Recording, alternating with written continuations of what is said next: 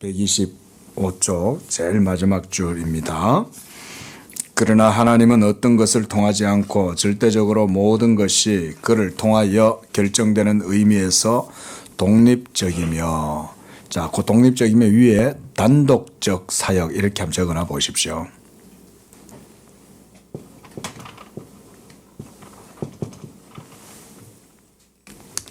모노라는 말은 단독적이란 말이잖아요. 그래 모노지즘 이러면 하나님의 단독적 사역, 이렇게 동력주의다. 우리 한자 말로 동력주의라는 말도 씁니다.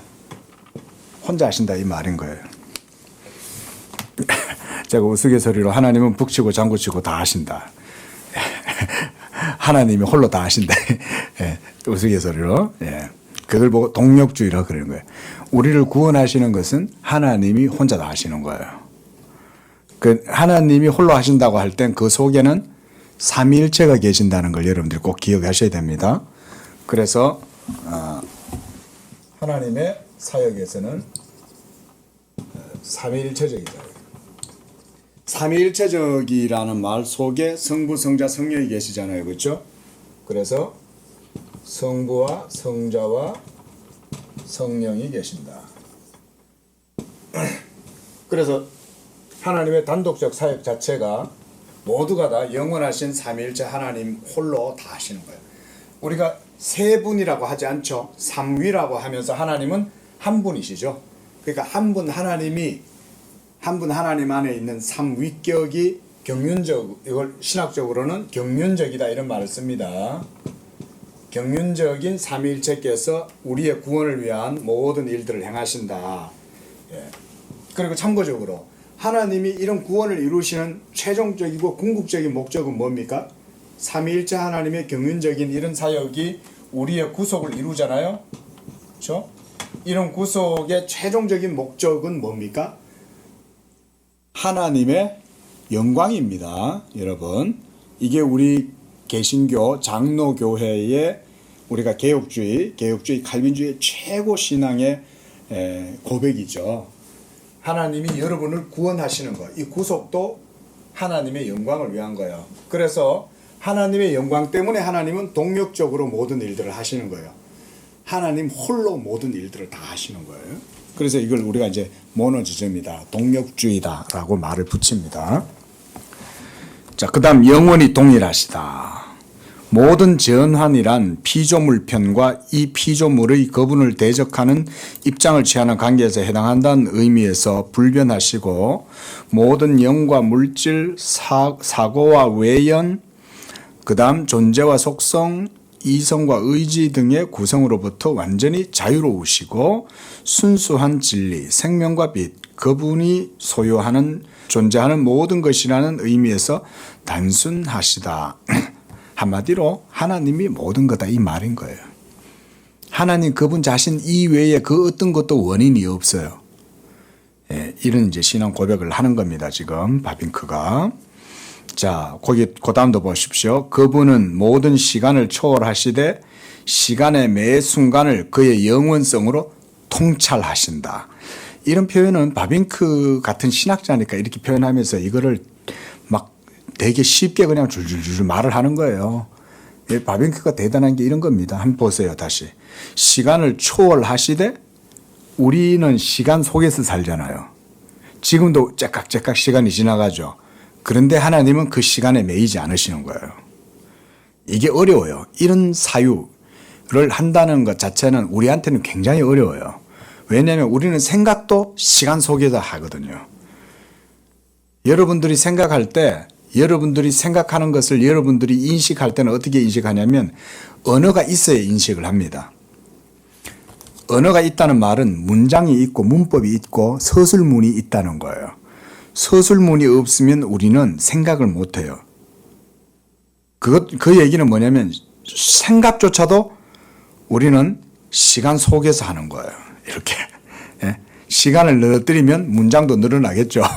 이렇게 우리가 껌을 씹고 쭉 당기면 쭉 늘어나잖아요. 고무줄 늘어나듯이. 그게 우리의 사고라고도 할 수 있어요. 그러니까 여러분들의 영적인 사고력도 물리적인 힘의 영향을 받는다고 볼 수 있는 거예요. 왜냐하면 우리는 몸을 가졌잖아요. 이 몸은 시간을 벗어날 수 없습니다. 그러니까 우리는 하나님의 영원성, 무시간성, 초월성에 대해서 사실은 있는 그대로 하나님이 영원성을 직관한다는 것은 불가능합니다. 우리가 하나님을 인식하는 순간 벌써 시간 속에서 인식하잖아요. 그러니까 하나님의 영원성을 있는 그대로 우리는 파악하기는 힘들다. 그러나 하나님은 그렇지 않죠. 하나님은 그 자체로 영원하시고 시간 그 자체도 하나님의 영원성 속에서 하나님이 만드시는 거지 하나님이 거기에 무슨 뭐 지배를 받는다든지 영향을 받는다든지 그러진 않으시는 거예요. 그렇죠? 자, 그분은 모든 공간을 초월하시되 공간의 매 점들을 그의 전능하시고 편재하시는 능력으로 운행하신다는 의미에서 편재하신다. 여기서 번역을 매 점들이라고 해놓으셨는데, 자, 공간은 좌표가 있죠. 저는 이게 좌표 같아요. 공간에 여기 있고 여기 있고 여기 있고 여기 있어요. 우리는 동시에 다 있을 수 없잖아요. 그렇죠? 우리는 여기 있으면서 여기 있을 수 없잖아요. 그렇죠? 여기 있으면서 여기 있을 수 없다고요. 우리는 항상 여기 있어야 되고 내가 이동하려면 일로 가야 되고 가는 곳마다 시간이 걸리고 또 가는데 또 에너지도 들잖아요. 그렇죠? 그래서 시간과 위치, 에너지 이런 것에 대한 내용들을 우리는 그런 것 속에서 이제 파악을 하지만 하나님은 그렇지 않죠. 순간에 영원히 계시는 거예요. 하나님은 순간에 영원히 모든 곳에 하나님은 계신다. 그래서 이걸 보고 이제 편재라고 그러는 거예요. 편재. 거기 보면은 편재하신다 해놨죠. 자, 현대에는 이런 비공유적 속성에 대한 종교적 생활의 모든 가치를 부정하고 형이상학적, 추상물, 그 옆에 초자연적이라 해놨죠. 그 추상물 이상의 것을 그 안에서 보지 못하는 사람들이 적지 않다. 그러나 그 반대를 증명하니 이런 속성들의 포기는 직접 범신론과 다신론에 대한 문호를 개방하는 것이기 때문이다. 자, 무슨 얘기냐면요. 거기 보니까 비공유적 속성인 이런 것들의 가치를 부정하고 그래서 형이상학적인 것들을 보지 못합니까? 뭐냐면 범신론으로 세상을 볼 수밖에 없다 이 말인 거예요. 신이 자, 우리가 만든 자, 제가 비유로 요게 우리가 만든 세상 전체라고 우리가 이렇게 한번 표시를 해 볼게요. 그러면 신은 이 만든 세계 속에 있습니까? 하나님이 이걸 만들었다면 하나님은 분명히 밖에 계시죠. 그렇죠? 이걸 만들었으니까 만든 분은 그 속에 들어가지 않잖아요. 여러분들이 계집을 만들었어요. 그 계집 만들어 갖고 여러분들이 그 안에서 살지는 않잖아요. 그렇죠? 걔가 거기에 살도록 만들어 놨어요. 말하자면 하나님께서 이와 같이 모든 전 세계를 온 우주 만물을 창조하시되 그것을 하나님의 집으로 삼지 않고 하나님은 당연히 초월해서 그 밖에 계시는 거죠. 그런데 이런 독립적으로 존재하시고 편재하시고 초월하시는 하나님에 대한 이해가 없으면 인간들에 대한 신의 관념은 범신론적으로 환원되겠죠. 바뀌겠죠. 왜냐하면 신에 대한 관념은 떨쳐버릴 수는 없는데 분명히 어떤 존재자는 있어요. 분명히 어떤 존재는 있다고 생각하는 거예요. 요 며칠 전에 제가 이제 보는 과학 유튜버 하는 이제 분이 있어요. 그분은 예수를 안 믿어요. 그런데 이제 과학을 전공하신 분인 것 같은데 이분은 주로 이제 과학에 관련된 유튜브 영상을 많이 올리시는데 이분이 신은 있다라고 이렇게 이제 영상을 내가 올린 거예요. 근데 내가 이분이 전에는 신이 없다라는 영상을 올리더니 오늘은 어쨌든 신이 있다는 영상을 올렸냐 싶어서 제가 이제 들어봤습니다. 근데 이제 이분의 얘기는 뭐냐면 신은 있을 수밖에 없다는 거예요. 그거를 지가 철학적으로 얘기를 한 게 아니라 과학적으로 그렇다는 거예요. 이분 얘기가 되게 유명한 유튜버입니다. 근데 이 사람이 신이 있을 수밖에 없는 이유는 과학적이기 때문에 그렇다는 거예요. 재미있는 얘기죠. 예? 과학자니까 이 사람이. 그래서 왜 그러냐 했더니 모든 세계는 어떤 분명한 과학적 질서와 목적에 의해서 절대적인 수리적인 법칙에 의해서 이루어져 있다는 거예요. 여러분 지구의 온도가 1도 더 높아지면 엄청난 파급 효과가 생기죠. 지금 그렇잖아요. 제 어릴 때는 사만사원을 겪었는데 지금은 사만사원은 없고 오히려 지금은 완전히 기후 상태, 기상 상태가 완전히 지금은 더 심각해졌죠. 10년 전보다 훨씬 심각해졌잖아요. 벌써 10년 전만 해도 벌써 기상이변 얘기를 했었거든요. 근데 요즘은 완전히 지금 이제 뭐 거의 그거로 달리는 것 같은 그런 상황이잖아요. 북극에 얼음이 다 녹고 북극에서 23도가 돼가지고 북극에 있는 대원들이 남극에 있는 대원들이 그 반팔 티셔츠를 입고 사진을 찍어가 땅이 다 드러난 사진을 찍어 보낸 거예요. 큰일이죠. 근데 1도만 틀려줘도 지구의 환경이 엄청나게 바뀌는데 그 사람 하는 얘기가 그건 거예요. 수치가 하나만 틀려줘도 모든 것들이 다 깨진다는 거예요. 그러면 인간이 살 수가 없다는 거예요. 자, 과학적인 논리가 거기까지 도달하면 무슨 생각을 할까요? 아무리 신에 대해서 부정해도 어떻게 그리고 인간뿐만 아니라 이 모든 자연의 미학적인 모든 전체 존재가 다 순리 자체가 미학적이잖아요. 그럼 그 전체가 다 가능할 수 있도록 하는 데 있어서 한치 오차도 없다는 거예요. 그럼 그거는 누가 만들지 않고서는 안 된다는 거예요. 그 신의 존재를 상상할 수밖에 없다는 거예요, 이게. 당연한 거 아니겠어요? 그러니까 과학적으로 신은 있을 수밖에 없다라는 말을 하는 거예요.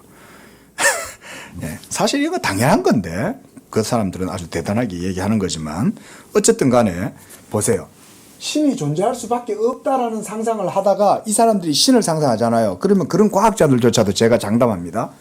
신에 대해서 상상하다가 어디로 빠져드냐면 범신론으로 빠져드는 거예요. 예? 신에 대해다가 상상을 하긴 해요. 신이 존재할 수밖에 없다. 여기까지는 잘 나갔어. 예? 이제 말을 잘 해나간 거야. 신은 존재할 수밖에 없어. 왜냐하면 시계바늘보다 더 정밀하게, 최첨단 컴퓨터만큼이나 정밀하게 모든 세계가 다 맞아 들어가니까 거기에서 수치 하나라도 깨어지면 모든 것들은 다 시퀀스로 인해 가지고 다 무너지는 거예요. 그런 사람들이라도 신을 상상하기 시작하면 그때부터 인격적 신을 알지 못하고 신관념에 의해 가지고 만들어내는 게 범신론이 되는 거예요. 범신론. 그래서 세계가 곧 신이다.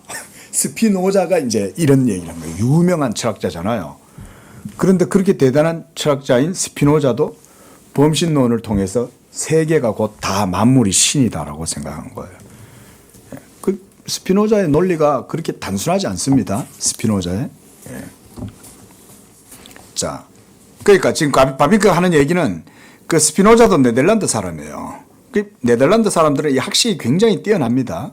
바빙크도 그러고 카이퍼도 그러고 이 네덜란드에 대단한 신학자들이 많이 있어요. 예. 브라켈도 네덜란드 사람이죠. 브라켈도. 하나님께서 독립적이고 불변하시고 영원하시고 편재하시고 단순하시고 모든 합성으로부터 자유롭지 않으시다면 그는 피조물로 밀려나가게 되고 그 전체 속에 세계 혹은 그 힘의 하나와 동일시된다. 그러니까 세계가 곧 신이고 신이 곧 세계다. 이렇게 된다 이 말인 거죠. 이렇게 되면 하나님의 초월적 인격과 존재는 깨어지겠죠. 그렇죠? 그렇게 되잖아요. 그러면 이게 이상한 일이 되는 거예요. 우리가 포크레인을 가지고 산을 파면 포크레인으로 산을 파면 산이 신인데 신을 포크레인으로 지금 막 해집는 게 되는 거지. 그래 따지면. 그래서 계시의 하나님을 내재적 세계의 힘으로 교체하거나 유일하시고 참된 하나님을 고백하기보다는 다신론을 고백하기 좋아하는 자들의 수가 계속 증가하고 있다. 인격적 신, 유일하신 하나님에 대해서 한 신앙 고백이 아니라 범신론이나 다신론으로 나아간다는 거예요. 자꾸. 그 다음 비공유적 속성들은 직접 비공유적 속성이란 말은 뭔지 알죠? 영원성, 편재성, 무한성 이런 게 하나님의 비공유적 속성입니다. 우리는 영원하지 않잖아요. 그렇죠? 우리는 편재할 수 없잖아요. 그런 걸 보고 비공유적 속성이라고 그러는 거예요. 우리는 어떤 위치에 점해 있잖아요. 우리는 여기 있지만 그래서 시간과 공간에 우리는 얽매이지만 하나님은 그렇지 않으시죠. 하나님은 그분 위에 혹은 그분과 나란히 혹은 그분 아래에 어떤 자나 어떤 것들도 하나님의 존재가 아닐 때에만 단일하시고 유일하신 하나님이시다.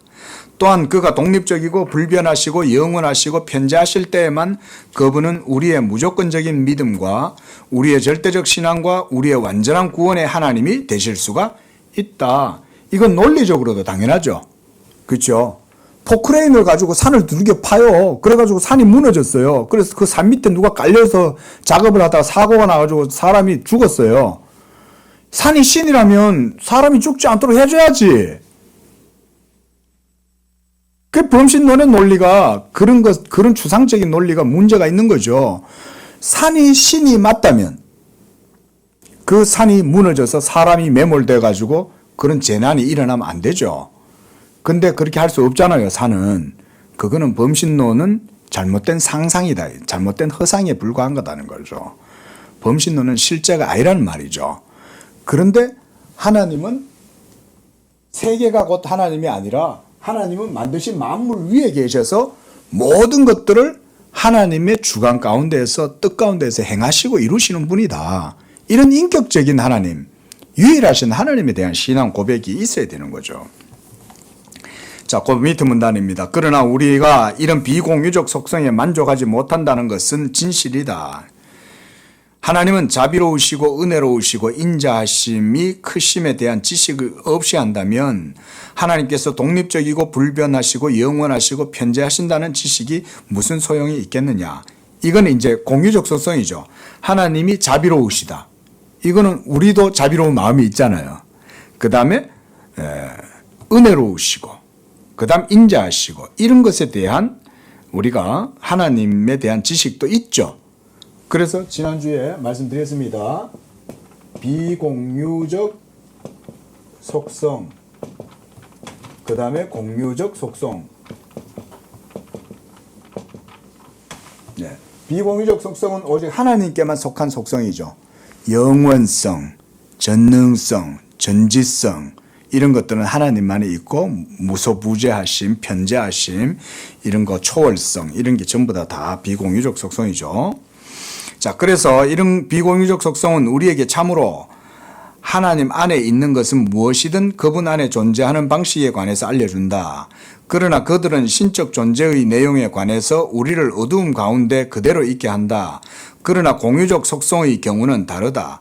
그들이 우리에게 이르는 것은 하나님은 그렇게 지극히 높으신 하나님임에도 불구하고 그의 모든 피조물 안에 거하시고예요.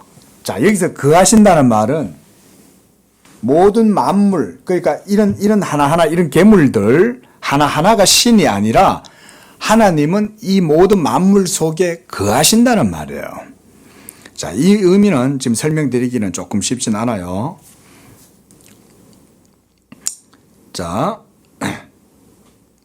그래서 그러나 그들의 신적 내용, 존재의 내용에 관해서 우리의 어두움 가운데 그대로 있게 한다. 그러나 공유적 속성의 경우는 다르다. 그들이 우리에게 이르는 것은 하나님은 그렇게 지극히 높으신 하나님임에도 불구하고 그의 모든 피조물 안에 거하시고 그의 피조물과 관련하여 파생되고 제한된 방식에 있어서 피조물들에게 역시 고유한 이런 모든 덕들을 소유하신다는 사실이다. 공유적 속성이니까 우리에게도 사랑이 있죠. 그렇죠? 우리에게도 인격적인 게 자비가 있고 긍휼이 있잖아요. 그러면 이런 것들은 원래 어디서 나왔겠어요? 우리가 하나님의 형상으로 지음을 받았으니까 이런 것들은 하나님 안에도 있는 거죠. 하나님 안에도 있는 것을 그래서 공유적 속성이라고 그러는 거예요. 하나님하고 우리하고 공이 같이 가지고 있다는 말이잖아요. 네? 공적으로 가지고 있다 이 말이잖아요. 공유적 속성이잖아요. 우리 모두는 다 그런 면을 하나님께로부터 받아서 갖고 있는 거예요. 근데 하나님이 비공유적 속성도 있는 거죠. 절대적인 측면들. 이런 것들은. 자, 그분은 멀리 있는 하나님이실 뿐만 아니라 가까이 있는 하나님이시다. 그분은 독립적이시고 불변하시고 영원하시고 편재하실 뿐만 아니라 지혜로우시고 능력이 많으시고 의로우시고 거룩하시고 은혜로우시고 자비로우시다. 이게 전부 공유적 속성이죠. 그는 엘로힘의 하나님이실 뿐만 아니라 여호와의 하나님이시다. 비공유적 속성들은 엘로힘 하나님의 이름 안에 더 잘 표현되는 것처럼 공유적 속성들은 여호와의 이름 속에 돋보인다. 우리가 여호와 이렇게 말합니다. 여호와. 그 여호와를 우리 말로는 여호와라 그러잖아요. 이 여호와의 이름은 말하자면 구원하시는 하나님의 이름이라고 생각하시면 됩니다. 그런데 엘로힘이란 말이 있잖아요. 이건 전능하신 하나님인 거예요. 하나님의 절대적 자존성, 하나님의 독립적이고 비공유적인 속성이 잘 드러나는 이름은 엘로힘인 거예요. 근데 우리를 구원하시는 구속주 하나님으로서 여호와는 자비, 사랑, 은혜, 긍휼 이런 거잖아요. 거기에 더 잘 드러난다는 거예요. 자, 이 이름의 파생적 의미나 근원적 의미는 우리에게 알려져 있지 않다. 참으로 그 이름은 모세시대 오래전에 예를 들어 고유명사 요괴벳에서 암시되는 바와 같이 이미 오래전에 존재했다. 그러나 그때까지 하나님은 자신을 이 이름으로 그의 백성들에게 알리지 않았다. 아브라함에게 하나님이 자신을 전능하신 하나님으로 나타냈지만 나를 그들에게 여호와로는 알리지 않았다. 이렇게 말씀하시는 거예요. 그 여호와로 알리시는 것은 모세 시대에 와가지고 하나님이 나를 여호와라고 말씀하시는 거예요. 그래서 그분은 아브라함에게 자연의 모든 힘을 복종케 하고 은총에 봉사할 수 있게 하는 전능하신 하나님 곧 엘샤다이로 계시하셨다. 하나님이 자신을 엘샤다이로 아브라함에게는 나타내신 거예요.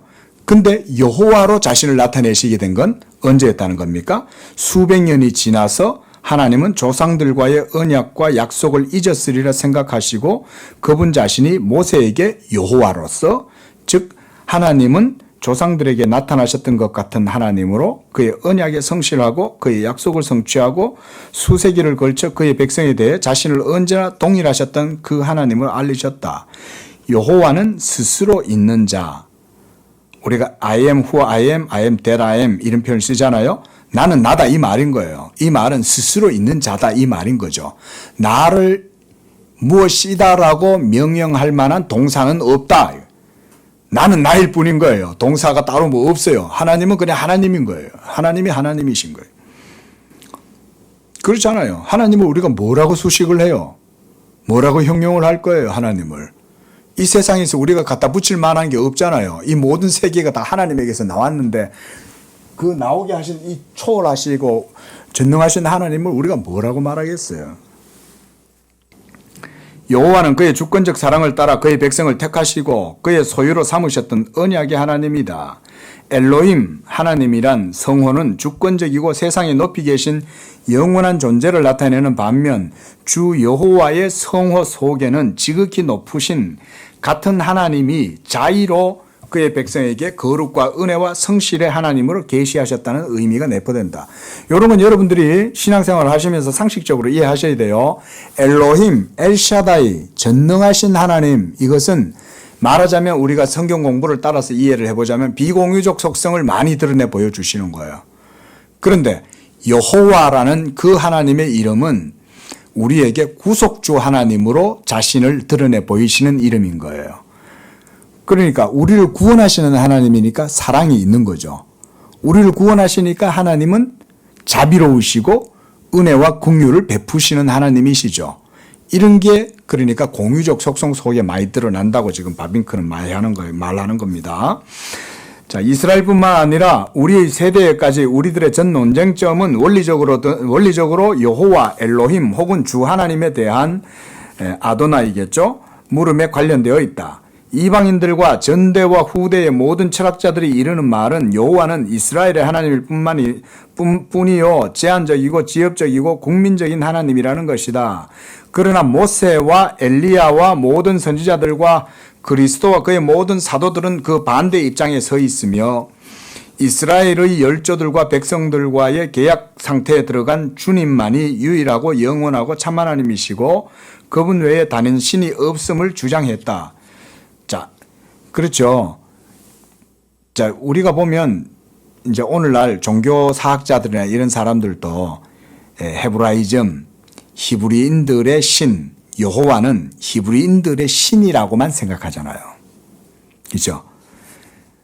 그런데 사실은 모세뿐만 아니라 모든 선지자들, 그리고 예수님 자신과 그리고 예수님의 모든 사도들, 제자들은 하나님을 이스라엘에 국한된 하나님으로 믿지 않죠. 이스라엘의 하나님이 오히려 천지 만물 모든 것들을 다 창조하신 전능하신 하나님이잖아요. 그분이 바로 우리 주 예수 그리스도, 예수께서 모든 창조 주신 거예요. 예? 그렇게 믿는 거죠. 자, 따라서 여호와가 하나님의 참되고 구별되는 이름이다. 스스로 낮추셔서 그의 백성들에게 내려오셔서 통회하고 겸손한 영혼의 사람들 안에 거하시는 언약의 하나님은 동시에 영원히 거하고 거룩하다. 거룩하다 이름하는 지존 무상한 자이시다. 자, 128쪽요. 자, 그러므로 비공유적 속성들은 비공유적 속성들과 서로 모순되는 것이 아니고 오히려 전자가 후자를 조명하고 보강한다. 자, 여러분 혹시 따라오셨죠, 이제? 자, 다시 한번 정리하는 입장에서 제가 한번 설명을 조금 더 정리를 해볼게요. 자, 하나님의 존재에는 속성을 가지고 계시는 거예요. 그렇죠? 다시 한번 우리가 이제 여러분들 정리를 좀 하시라고요. 하나님은 우리가 여러 가지 수식으로 표현할 수 있죠. 하나님은 사랑이시라. 사랑. 또 하나님은 빛이시라. 있죠. 자, 이런 것들은 사실 전부 다 속성을 이렇게 우리가 표현하는 거잖아요. 지난주에 제가 설명드렸듯이 빛이라는 이런 하나님의 존재에 대한 표현은 영적인 개념이죠. 하나님을 우리가 빛이라고 할 때는 하늘의 태양빛보다 더 밝은 하나님의 빛인데 그 빛이 우리한테 비치면 물리적인 빛으로 비치면 우리는 다 타버리고 없죠. 여기서 말하는 이 빛은 저런 태양빛이 아니라 영적인 빛을 얘기하는 거죠. 내면의 영적인 빛이죠. 그래서 각양 모든 좋은 은사들이 빛들의 아버지께로부터 우리에게 내려온다. 이런 표현들도 있잖아요. 빛들의 아버지라는 그런 문학적인 표현을 성경이 왜 쓰냐. 진리는 단순한 게 아니라 여러 가지의 빛들이 있는 거죠. 보석도 여러 가지 종류가 있지 않습니까? 그렇죠? 루비도 있고 에메랄드도 있고 뭐 진주도 있고 사파이어도 있고 별의별 보석들이 다 있잖아요. 하나님의 진리에도 그렇게 아름다운 속성들이 많이 있는 거예요. 우리가 인식할 수 있다면 인식할 수 있는 모든 것들은 다 빛인 거예요. 그런데 그런 빛에 하나님께 속한 빛의 입자 하나하나는 다 의미가 있어요. 시인이 수백만 개의 시를 쓴다면 그 모든 수백만 개의 시들의 의미는 다 하나님의 빛에서부터 나오는 거라고 말할 수 있는 거예요. 그러니까 엄청나게 많은 것들을 우리가 끝도 없죠. 이런 것들이 온 세상에 사실이 가득한 거 아니에요. 그렇죠? 땅과 세계와 거기에 충만한 것들이 다 여호와를 찬양하라 그러잖아요. 땅과 세계와 거기에 충만한 것 그러지 않습니까? 하나님이 창조한 모든 것들은 다 충만하다는 게 그 모든 충만한 것들이 다 빛으로 이루어져 있다고 생각을 해보십시오. 빛의 입자가 우리가 셀 수 있습니까? 빛의 입자가 셀 수 없잖아요. 그런데 하나님의 영적인 이 신령한 빛이 여러분들의 내면 안에서 반짝반짝 빛이 나서 여러분들이 이 빛을 인식하면 거기서 한마디로 진리를 인식하게 되는 거예요. 그렇죠? 빛이 바로 진리의 말씀이잖아요. 그러니까 이 말씀이신 진리를 인식하면 빛으로 인식하게 되고 이렇게 인식하는 것은 사실은 진리이죠. 진리가 또 여러분들에게 있어서는 지혜가 되기도 하고 이 진리가 또한 지식이 되기도 하죠. 그렇죠? 지혜와 지식은 엄밀하게 말하면 구별되긴 하지만 다 이 빛에서부터 나오는 거죠. 예? 지혜가 이 내면의 영적인 빛 가운데서 지혜를 얻잖아요. 그 성령의 빛이 비치면 지혜가 임하는 것이고 그 지혜 때문에 또한 우리는 신령한 지식도 가지게 되는 거죠. 그 다음 하나님은 사랑이신 거예요. 예? 그 사랑이라고 하는 것은 너무 깊어요. 이게 사랑은 우리가 쉽게 얘기할 수가 없어요. 사실은. 왜냐하면 하나님의 존재 자체를 사랑이라는 속성으로 묘사할 정도로 사랑은 대단한 거죠. 우리가 하나님을 설명할 수 없듯이 사랑도 그렇게 따지면 어떻게 보면 신비적인 측면이 있는 거예요. 사랑이라는 속성 자체가. 그래서 하나님은 사랑이시라 라고 얘기할 때 삼일체 하나님 자체가 다 사랑이신 거죠. 사랑을 그대로 삼일체 하나님한테 대입해 보세요. 하나님이 사랑이시라면 유일한 하나님이 성부도 유일하시고 성자도 유일하시고 성령도 유일하신데 세 분이 계신 게 아니라 한 분으로 유일하신 분이시면 이 모든 성부, 성자, 성령 각 위가 사랑이신 거예요. 성부도 사랑이고 성자도 사랑이고 성령도 사랑이신 거예요. 그런데 세 사랑의 하나님이 계시는 게 아니라 한 분 사랑의 하나님이 계시는 거죠. 그런데 이 세 삼위의 하나님이 사랑의 하나님이신 것은 또한 성부와 성자와 성령이 서로 사랑하시니까 사랑이신 거예요.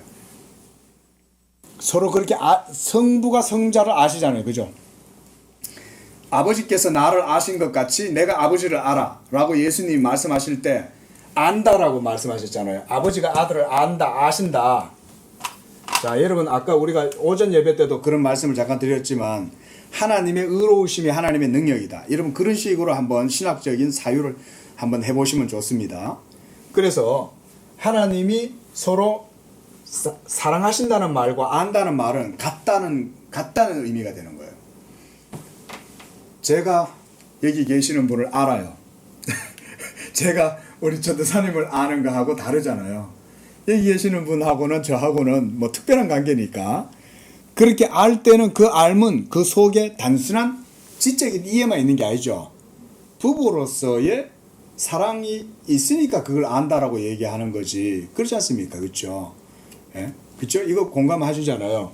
그래서 하나님 안에도 서로 아심, 하나님의 아심은 사실은 사랑하심인 거예요. 이런 게 여러분 우리가 이제 조금 신학적, 교리적으로 이런 걸 조금 이해하시면 좋겠죠. 이런 개념들을. 서로 하나님이 아신다는 말은 서로 사랑하신다는 말과 같은 거예요. 그리고 이 사랑이 우리에게 나타날 때에 우리에게는 이것이 빛으로 또한 드러나는 거예요. 사랑, 그런 찬송가도 그런 거 있잖아요. 사랑의 빛 오늘 내 맘에 뭐 그런 찬송 있잖아요. 예? 그런 찬송도 보면은 다 이런 이제 개념들이 있는 거죠. 자, 바로 하나님이 이런 분이신데, 자, 그러면 이제 크게 두 개로 나누어서 하나님의 초월성, 그렇죠? 하나님의 초월성을 우리가 비공유적 속성이라고 그랬습니다. 비공유적 속성. 그 다음에 하나님의 사랑, 자비, 긍휼, 또 하나님 우리를 아신다. 이런 것도 속성이죠. 하나님이 우리를 아신다면 우리도 서로 알잖아요. 이런 것도 공유적 속성이라고 할 수가 있는 거죠.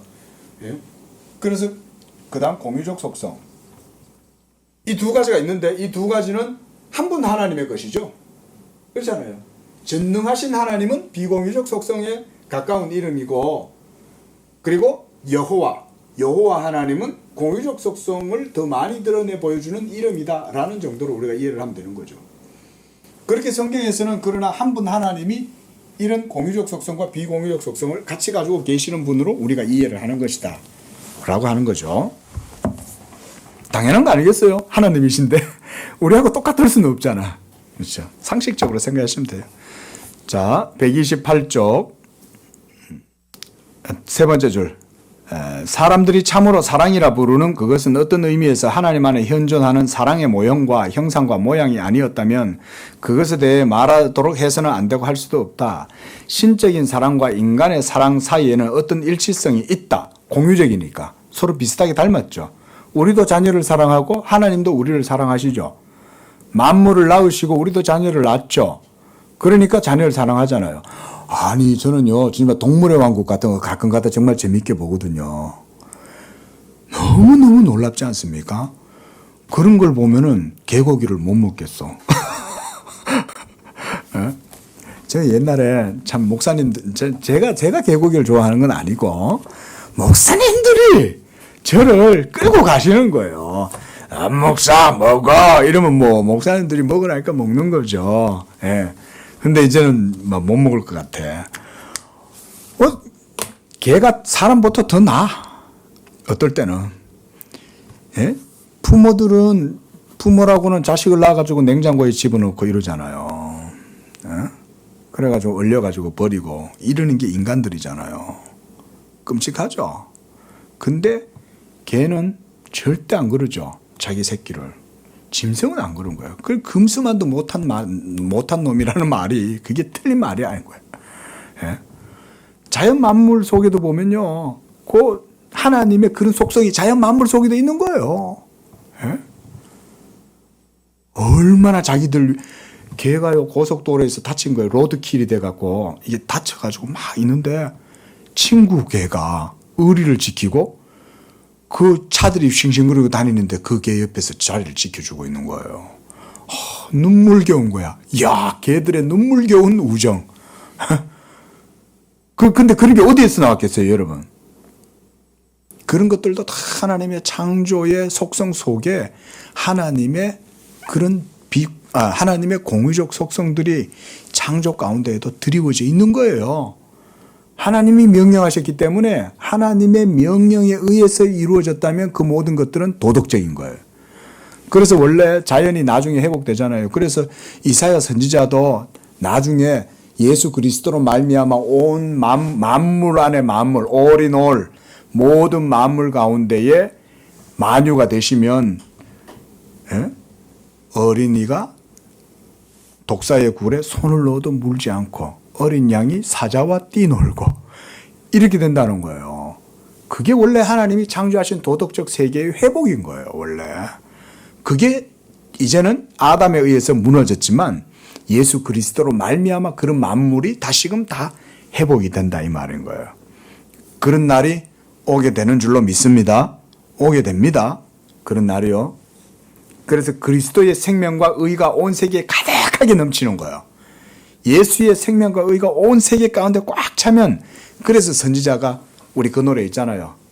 물이 바다 덮음같이 여호와의 영광을. 자, 여호와의 영광을 인정하는 그런 게 예수 그리스도로 말미암아 온 세계에 가득해지는 거예요. 그러면 그 가득해진다는 게 사랑이 가득해지겠죠. 여호와를 아는 지식이 가득해지겠죠. 그러면 그 자체가 바로 우리에게는 생명이 되고 의가 되겠죠. 왜냐하면 영향을 미치니까. 아니, 태양이 자결하는데 그 태양 아래에서 영향을 받지 않을 존재가 있어요? 하나님을 아는 지식이 온 세상에 가득한데 거기에 사랑이 없겠어요? 사랑이 있는데 생명이 없겠어요? 생명이 있는데 의가 없겠냐고요. 그런 게 all things, all in all, 그리스도 안에서 만유가, 모든 것들이 다 하나님이 그 안에서 만유가 되시는 거예요. 그런 날이 바로 완전한 천국이 이루어지는 날입니다. 선지자들이 사막에 새 힘이 넘쳐 흐르리라 라고 노래하고 했던 것들은 다 그걸 얘기하는 거예요. 그런 거. 자, 그러나 왜냐하면 그렇지 않으면 하나님의 사랑에 대한 우리의 모든 생각과 말들은 거짓이고 공허한 소리에 불과한 것이 될 것이다. 그러나 이런 일치란 전적으로 동일한 것을 의미하지는 않는다. 예, 이런 것도 기억을 하세요. 이런 일치가 전적으로 동일한 것은 아니에요. 자, 인간들 사이에서 가장 순수하고 가장 강한 사랑도 하나님 안에 있는 사랑의 아주 약한 반영에 불과할 뿐이죠. 그러니까 우리가 공유적 속성을 가졌다고 해서 우리의 사랑이 하나님 사랑과 같지는 않죠. 완벽하게 일치하는 건 아니잖아요. 속성이 닮았지. 우리가 하나님만큼 사랑할 수 있습니까? 하나님의 사랑은 만물을 산출할 수 있는 능력도 가지시잖아요. 예? 하나님의 서로 아심은 모든 것을 다 아시는 거잖아요. 그런데 우리는 그렇게 알지 않죠. 제가 여기 계시는 분 다 몰라요. 예? 여전히 계속 이제 갈등이 있어요. 예를 들어서 양말을 갖다가 어떻게 해놓는다든지 이러면 이제 아니 왜 양말을 이렇게 해놔 그러고 맨날 책상은 또 왜 이래 이러면서 이제 나는 또 반격이 나가죠. 당신은 또 왜 그러냐 이러면서 서로 잘 몰라요. 늙어가지고 이제 나이 들어갈 때까지 계속 배우는 거지 예. 그리고 그것은 우리로 하여금 비공유적 속성들을 이해하게 한다. 그로 말미암아 우리는 하나님 안에 있는 사랑은 모든 피조물들의 사랑을 훨씬 무한히 초월함을 알게 된다. 왜냐하면 하나님의 사랑은 독립적이고 불변하시며 단순하시고 영원히 편재하시기 때문이다. 그것은 우리에게 의존하지 않고 우리로 말미암아 일어나는 것이 아니라, 거기서부터 줄을 잘 꺼보세요. 자유롭고 순수하게 신적 본질의 심층으로부터 흘러나오는 것이다. 그것은 변화가 없고 떨어지거나 다함이 없고 그다음 일어나지도 않고 나타났다가 사라지지도 않고 그 자체에 회전하는 그림자도 없다. 하나님은 빛이신데 회전하는 그림자도 없다 그러잖아요. 그런 하나님의 완전하심을 그렇게 표현하는 거예요.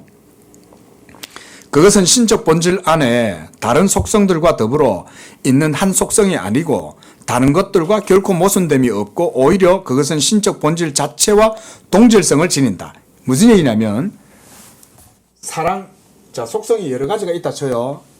영원성. 영원성은 사랑과 떨어질 수 있습니까? 사랑은 영원한 거예요. 예? 영원성이 있지만은 사랑과 떨어지지 않아요.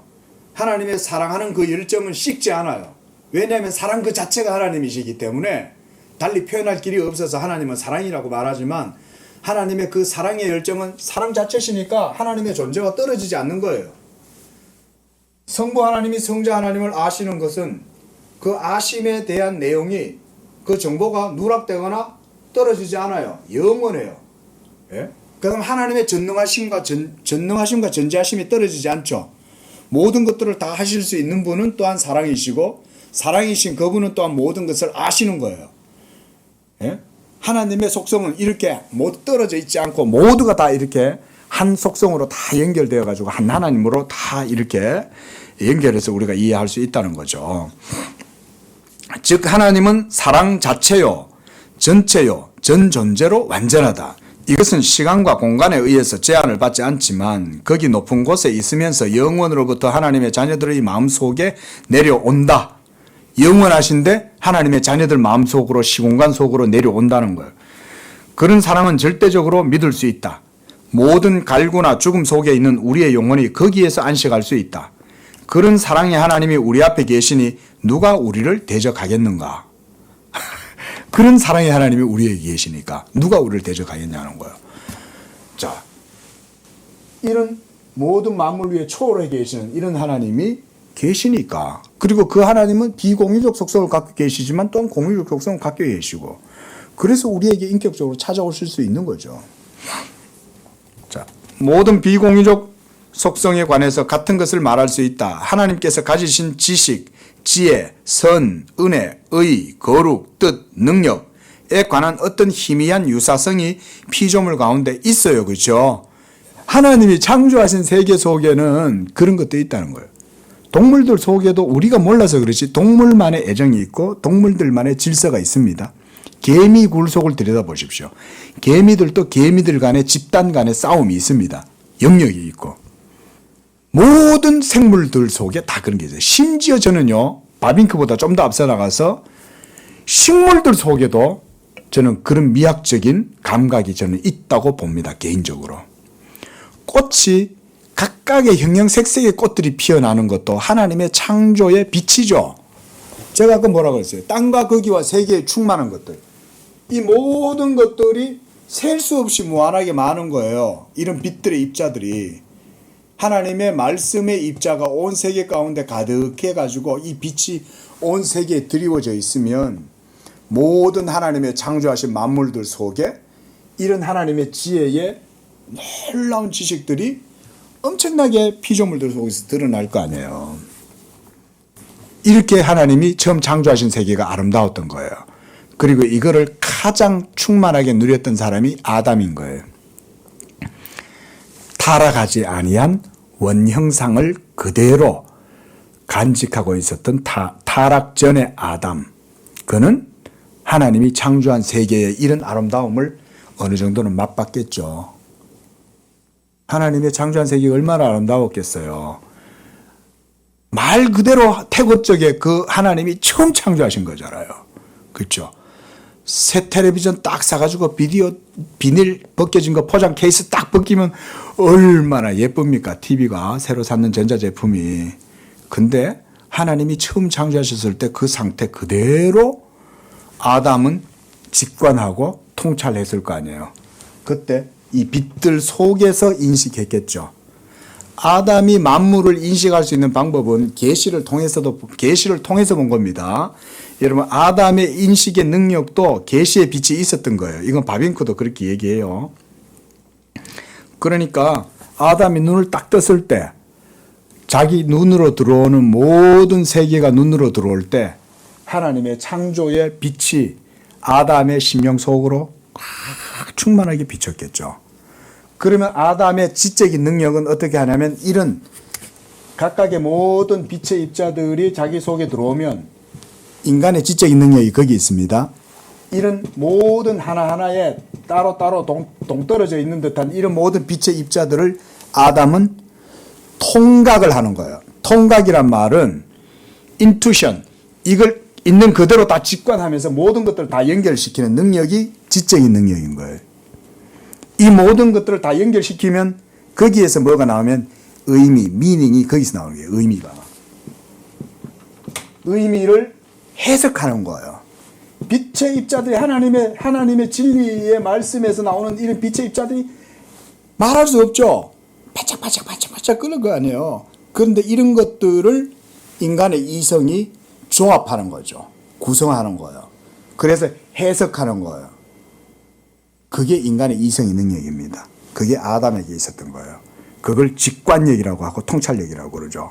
그런데 그렇게 함으로써 이제 의미를 깨닫잖아요. 그러면 그때 뭘 하냐? 이름 짓기를 하는 거예요.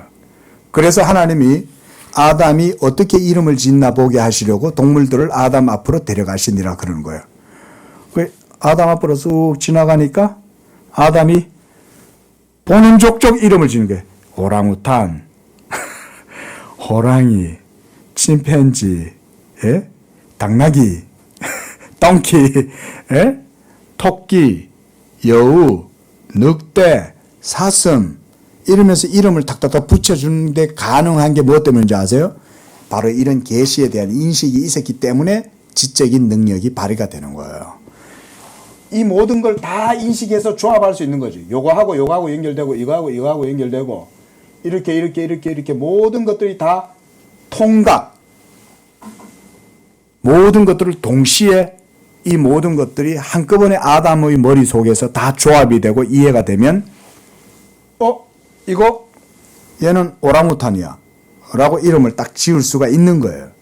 왜냐하면 하나님의 창조의 뜻을 계시를 통해서 알잖아요. 하나님이 창조하셨는데 창조하신 그 하나님의 뜻을 아는 거지. 이걸 빛을 통해서. 그러니까 이름 짓기를 할 수 있는 거예요. 자, 감정적인 모든 것은 상이다. 보이는 것들은 눈에 나타나지 않는 것으로 말미암아 된 것이다. 눈에 나타나지 않죠, 이런 것들은. 그렇죠? 이런 빛은 우리 눈으로 보이지 않잖아요. 영적인 빛이라 그랬잖아요. 이런 영적인 빛이 여러분 속에서 상을 만들어내는 거예요. 한마디로 이성의 활동을 통해서 이런 것들을 조합하고 구성하는 거죠. 그러나 하나님 안에 현존하는 모든 속성들이 근원적이고 독립적이고 불변하고 단순하고 무한한 방식에서 존재한다. 주님만이 하나님이시고 그분이 우리를 그의 백성으로 삼으시고 그의 기르시는 양으로 삼으셨다.